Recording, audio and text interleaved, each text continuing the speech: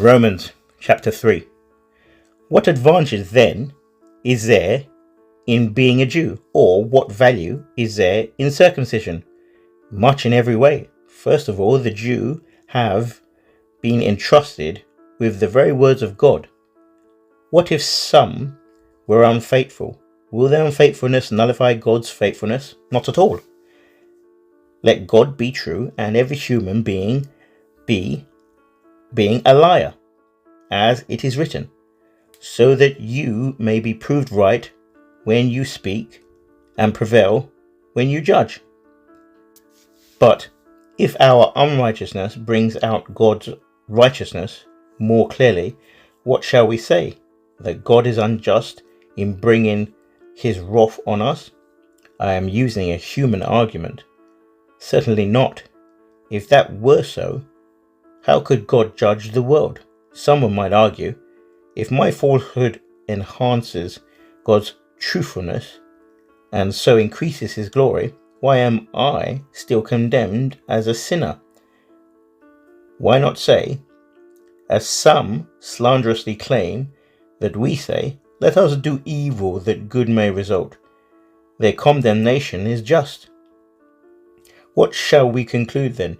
Do we have an advantage? Not at all. For we have already made the charge that Jews and Gentiles alike are all under the power of sin, as it is written, there is no one righteous, not even one. There is no one who understands. There is no one who seeks God. All have turned away. They have together become worthless. There is no one who does good, not even one. Their throats are open graves. Their tongues practice deceit. The poison of vipers is on their lips.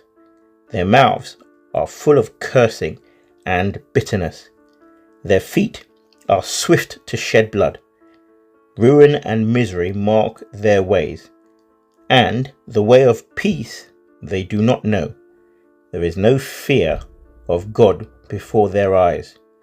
Now we know that whatever the law says, it says to those who are under the law, so that every mouth may be silenced and the whole world held accountable to God. Therefore no one will be declared righteous in God's sight by the works of the law. Rather, through the law we become conscious of our sin.